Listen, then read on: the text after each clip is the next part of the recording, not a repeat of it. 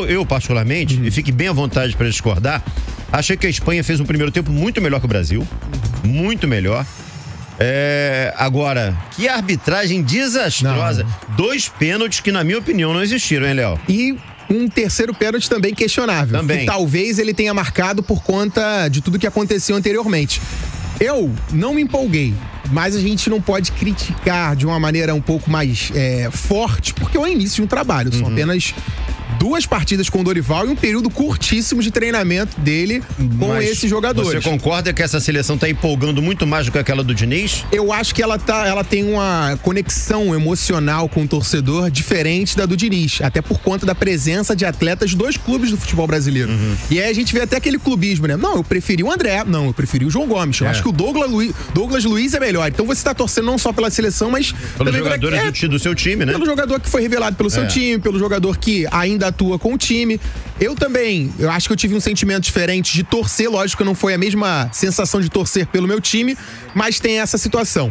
Só que, concordo com você, o Brasil foi muito mal no primeiro tempo, teve uma melhora na etapa complementar, até por conta da mudança de postura da Espanha, com a marcação, pressão diferente. O Brasil teve dificuldade na saída de bola, mesma dificuldade que já tinha apresentado contra a Inglaterra, mas é aquilo, um início de trabalho, talvez com os jogadores que ele não quisesse ter naquele momento, ou oportunizar nesse momento, porque foram muitas saídas por lesões. Então, a tendência na Copa América é de um time muito diferente, ou com peças, talvez de qualidade superior às essas, mas ainda assim é legal pela garra. Acho que o espírito da seleção contagiou também o público, o torcedor, né? Porque eles queriam ganhar a Inglaterra, fizeram de tudo para não perder para a Espanha, um gol no último minuto, tem toda essa mágica e ainda mais a trajetória, né? A narrativa de um Brasil prejudicado em 2 oportunidades, jogando fora de casa, teve aquele componente um amistoso contra o racismo, que é um negócio absurdo.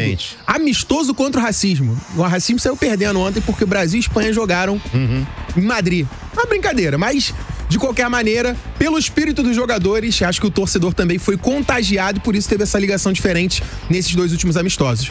Eu vi assim, sinceramente, eu falei que a Espanha fez um primeiro tempo muito melhor, mas eu acho que a Espanha foi melhor também no segundo tempo, tá?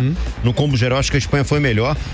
Isso não tira a péssima arbitragem que prejudicou muito a seleção brasileira. É difícil a gente falar de resultado, analisar o resultado, empate 3-3, por conta de tudo que aconteceu com a arbitragem. Acho que o resultado é o de menos. A gente fala mais da performance. Exatamente. A performance em determinados momentos deixou a desejar e a Espanha foi melhor. Eu vi o Brasil, assim, muito eficiente lá na frente, né, tocando bola.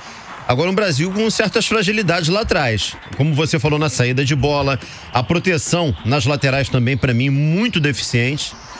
Né? Então eu vi assim um Brasil que precisa de ajustes, o que é extremamente natural, né? Pois é, extremamente natural. Eu acho assim, até pela estratégia, né, de jogo. Contra a Inglaterra, um jogo um pouco mais físico, de combate nesse sentido, fazia um pouquinho mais de sentido o João Gomes dentro de campo. Contra a Espanha, com essa marcação-pressão, lógico que você não podia prever esse tipo de situação.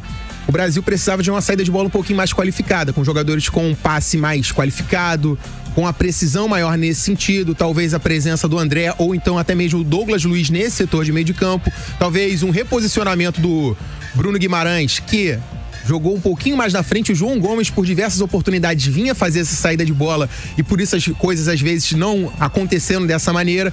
Então, um distanciamento do Paquetá dessa saída de bola. Então foram pequenas coisas que aconteceram e que dificultaram o Brasil ontem contra a Espanha. Lógico que, por exemplo, o Yamal, um jogador de 16, 17 anos, também destruiu o Brasil.